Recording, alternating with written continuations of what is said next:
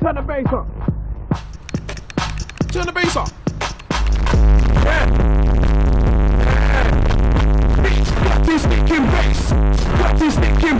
The Class 168, the 170, the 171 and the Class 172 are a family of 2, 3 or 4 car British diesel multiple units, part of a collective family of trains called Turbostars.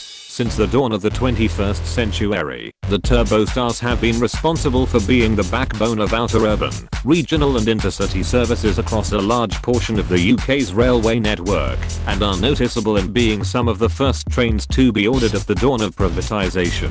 They can be seen serving places such as London, Marylebone, Oxford, Birmingham, Leeds, Leicester, a whole lot of places I can't be bothered to list in Scotland, and more recently, this anomalous region of geographic space that I think is called Wales. Please correct me if I'm wrong. Have the trains positively contributed to the UK's ever-growing railway network, or have they become a means to an end dreaded by the millions of people who have rode on them? Let's find out. Despite the numerous variants of the Turbostar family, most of the differences between them aren't enough to be reviewed individually, with an exception to the 172. For the sake of brevity, we will look at them as a whole first, before mentioning any applicable differences between them. Anyways, the Turbostars are currently operated by a plethora of train companies, including Chiltern Railways, Cross Country, Northern, West Midlands Railway and ScotRail. The units used by Chiltern are referred to as Clubmans, but are essentially the same in terms of appearance, excluding the -0. I'm one of 6 people on the planet who actually prefers the appearance of the 168-0 compared to the other members of the Turbostars, and for a short period of time, they were my favorite trains of them all. One of the good points of the Turbostars is, for lack of a better way to word it, its backwards compatibility with older diesel units that run in the UK. The Turbostars can couple up and run in service with other Turbostars, of course, but can also join up with trains like the Class 15X Sprinters. They can join up with the Pacers too, but not for carrying passengers, as doing that violates several clauses of the Geneva Convention and Kyoto Treaties. As a bonus, the Chiltern Class 168s and 172s can also operate with the Class 165, and I will show you photographic proof in the event of any smartasses trying to defy me otherwise. The interior of the units is overall quite nice to ride in. The seats have a good pitch and are very comfortable to boot. Air conditioning is provided, and the big dirty stinking bass sound of the engine isn't so overwhelming thanks to actually decent soundproofing, even at full throttle. I slightly prefer the seating of the 168-3, which have seats shaped like this, but I'm happy to ride any Turbostar, provided I get a seat, of course. Tables are provided behind the seats in both first and standard class where applicable, and the information displays show the destination and stopping patterns. Toilets are thankfully available in every iteration of the Turbostar. All units have a pair of toilets which are basically the same as the ones you'd see in the Electrostar family. The small toilet is small, and the accessible toilet is big enough for mayo box spin hack practice. The 4-car 168s have 3 toilets for some obtuse reason. However, this does not apply to the 172, which only has a single accessible toilet in all of its variants because lol. The Turbostars are fast, provided I skew the definition of fast very slightly. Whilst its top speed of 100 miles per hour is nothing to be scoffed at and makes the units viable on higher speed regional services, it comes at the price of miserable acceleration figures. I know this number doesn't mean too much to most of my viewers, but for comparison, the Class 158 has a maximum acceleration rate of 0.8 meters per second squared. The only similar DMU that also has miserable acceleration is the Class 185, and I don't know how I should feel about that. Sadly, some transit van acceleration figures aren't the only issues I have with the Turbostars, as most of the operators when ordering them have willingly contributed further into the more trains with fewer coaches mentality, with the exception of ScotRail.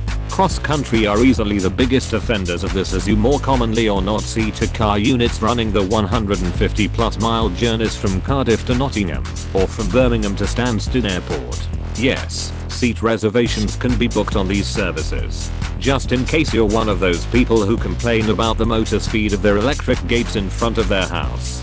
Even on short hops I rode in the past, like from Ely to Peterborough with their 3-car units, I was given a good demonstration of just how chronically underfunded the railway is north of Greater London, and during their usage with London Overground, I was given an amazing demonstration of just how out of touch the higher-ups of TfL were with the railway lines they actually operate. Yes, let's replace two-car diesel multiple units with decent acceleration with two-car diesel multiple units with slightly less decent acceleration. As long as the new trains in the future will replace them on time, there's nothing that can go wrong, as the Gospel Oak to Barking line has never had any issues with signaling or overcrowding.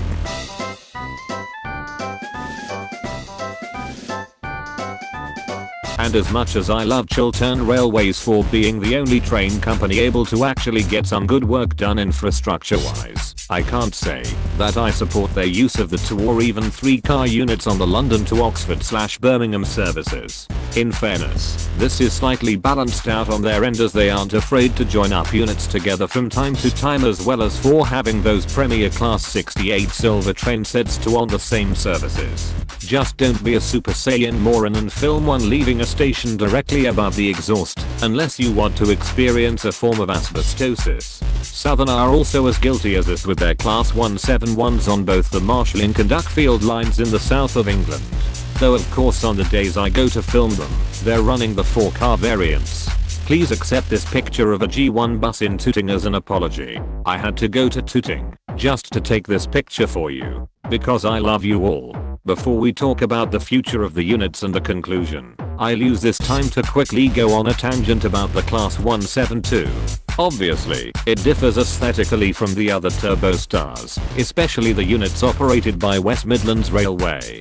But it also features different seating, a ZF6 speed gearbox that isn't easily defeated by hills, leading to slightly better acceleration, and best of all, different engines, which result in the 172 being one of the best sounding DMUs of all time if you ask me. Even though the seats are quite poor in comparison to the other Turbostars, they sound so good that I end up just bearing with it, just so I can listen to those amazing engine sounds. I will let you listen for yourself quickly, so you can experience the euphoria too, but for the sake of comparison, we'll listen to a standard Turbostar first.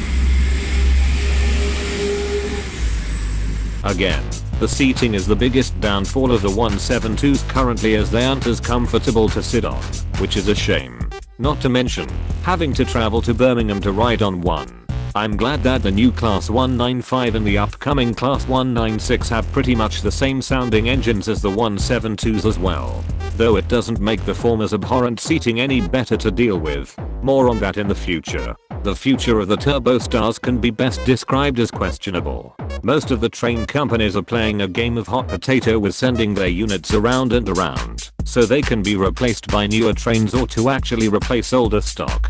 Some of the redundant West Midlands Railways 170s will have their centre cars given to the cross-country 170s, so more of their ones can be 3 cars long. It only took them 20 years, but hey, it's a result, I guess. Southern are apparently going to ditch all of their 171s and send them to East Midlands Railway by 2021, only 5 or so years after expanding their fleet with some extra Turbostars from ScotRail. How will Southern run their diesel services without diesel trains? I don't know. Maybe they'll put some batteries on their Electrostars and cross their fingers. What could possibly go wrong? The Turbostars in the Eastern region, formerly operated by Greater Anglia along with their Class 153 and 156 Sprinters, have already been replaced by the Class 755. Considering said units have been defeated by flange lubricators, bridges and having miserable maintenance overall, it's hard to say if it's been a smooth upgrade for the Eastern region regarding that.